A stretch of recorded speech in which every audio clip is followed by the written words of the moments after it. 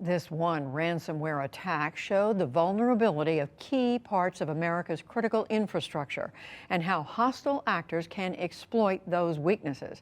William Brangham looks at what role, if any, the Russian government might have played in this hack and what else might be on the horizon.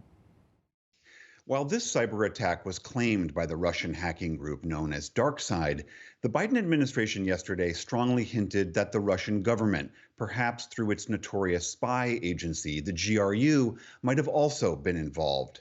Michael Weiss is an investigative reporter who's writing a book about the GRU.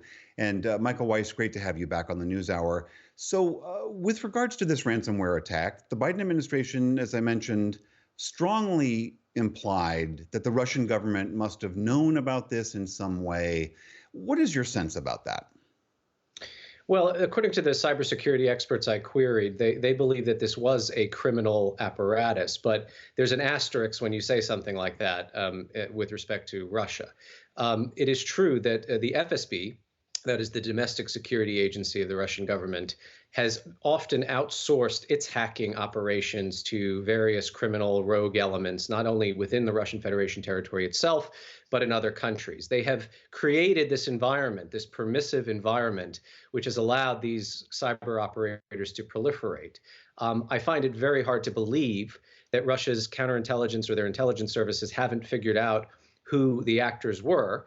And if they had given them a kind of buy your leave, as it were, to go after targets in the West, but to do so with this veil of plausible deniability, that wouldn't surprise me in the least at all. The one thing I will say, though, about attributing this to the GRU is that the GRU tends not to outsource, unlike their sister service, the FSB. They have their own very proactive cyber operations capability, dispatching actual operatives physically to countries they look to hack in close access operations. They did famously one in The Hague in 2018 to try and penetrate the OPCW, the Organization for the Prohibition of Chemical Weapons, which was compiling evidence to determine the Skripal assassination was indeed a Russian state assassination attempt, among other things.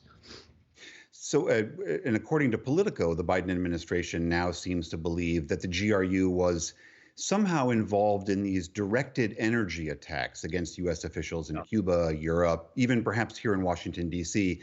Does that seem, again, from your reporting, likely that they were involved in those attacks? Yeah, I mean, one of the victims of this directed energy attack is Mark Polymeropoulos. He was the former head of European operations at CIA, and he was hit with this thing in Moscow.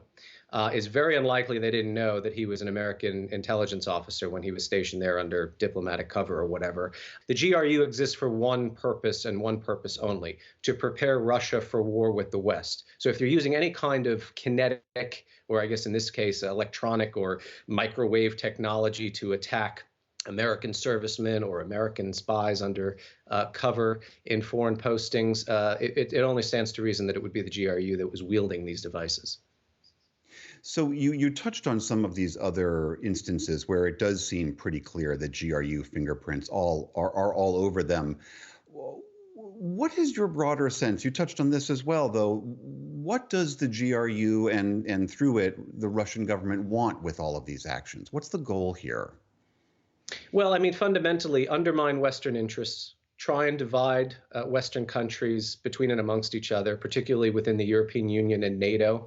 The most high-profile headline operations that have been disclosed in the last month have occurred in the Czech Republic and Bulgaria, and these are old operations. One 7-year-old ammunitions depot blown up by GRU operatives, including, by the way, the 2 assassins who tried to murder Skripal just a few years later, using the same cover identities. They smuggled themselves into the Czech Republic.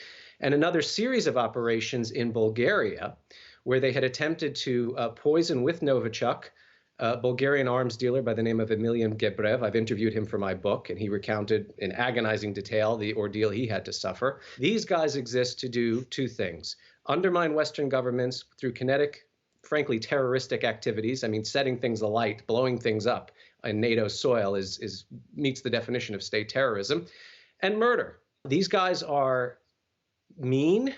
They are very, very hyperactive. And here's the scary part. We only know a quarter at most, probably less, a fraction, really, of what they've got up to based on their travel plans, their itinerary, right? So by no means is this is only the tip of the iceberg. All right, Michael Weiss, editor at large at the Daily Beast. Always good to have you. Thank you. My pleasure.